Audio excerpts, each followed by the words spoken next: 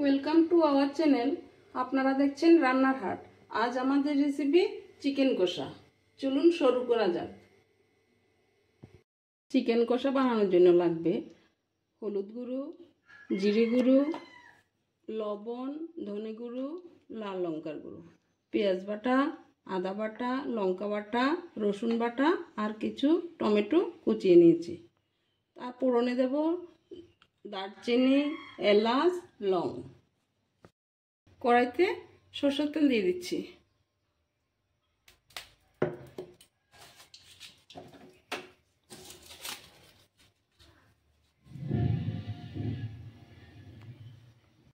হয়ে গেল, এবার তাতে আমি ফোড়নে শুকনো লঙ্কা আর তেজপাতা দিয়ে দিচ্ছি।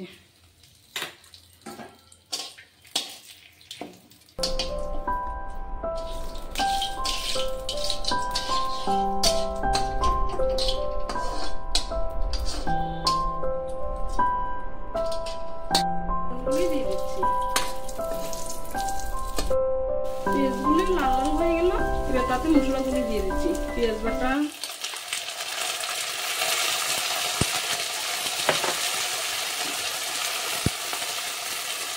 রসুন বাটা,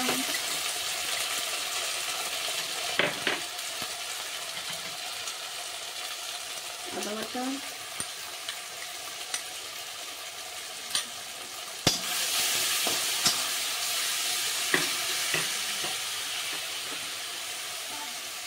কাঁচা লঙ্কা বাটা,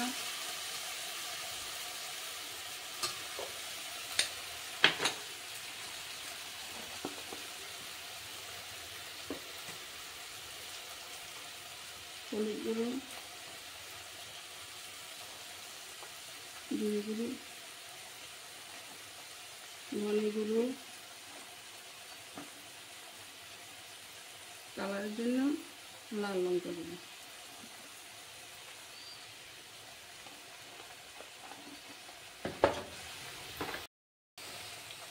তাতে টমেটো কুচিটাও দিয়ে দিচ্ছি।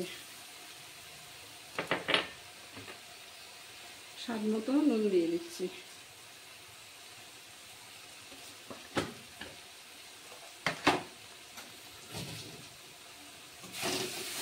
এবার সবগুলো মশলা একসাথে কিছুক্ষণ কষিয়ে নেব।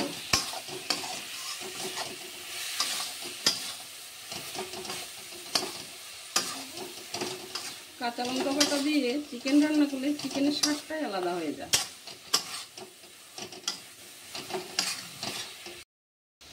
মশলাগুলি ভালোভাবে কষানো হয়ে গিয়েছে। এবার আগে থেকে মেরিনেট করে রাখা চিকেনগুলি দিয়ে দিচ্ছি।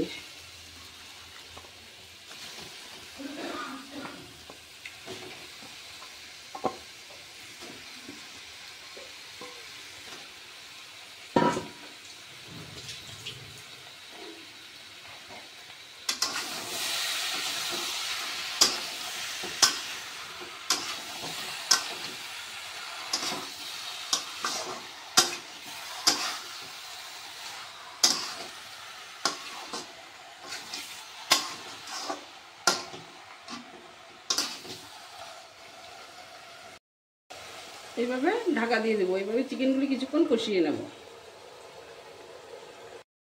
ঢাকা আলুগুলি এবার দিয়ে দিচ্ছি।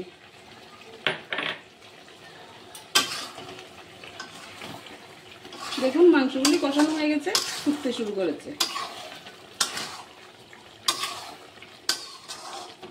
আবার কিছুক্ষণ ঢাকা দিয়ে দেব। মাংসগুলো কষানো হয়ে গেল, এবার তাতে হালকা গরম জল দিয়ে দিচ্ছি। যেহেতু এটা চিকেন কষা, তাতে আমি বেশি জল দেব না।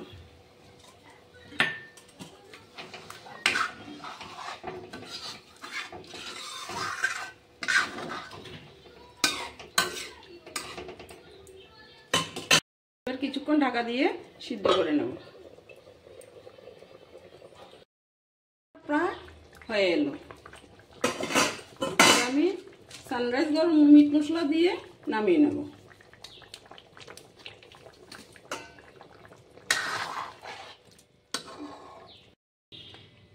এইভাবে বাড়িতে চিকেন কষা বানিয়ে গরম গরম ভাতের সাথে বা গরম গরম লুচির সাথে খেয়ে দেখবেন, খুব ভালো লাগবে। এই ধরনের নিত্য নতুন ভিডিও পাওয়ার জন্য সাবস্ক্রাইব করুন রান্নার হাট।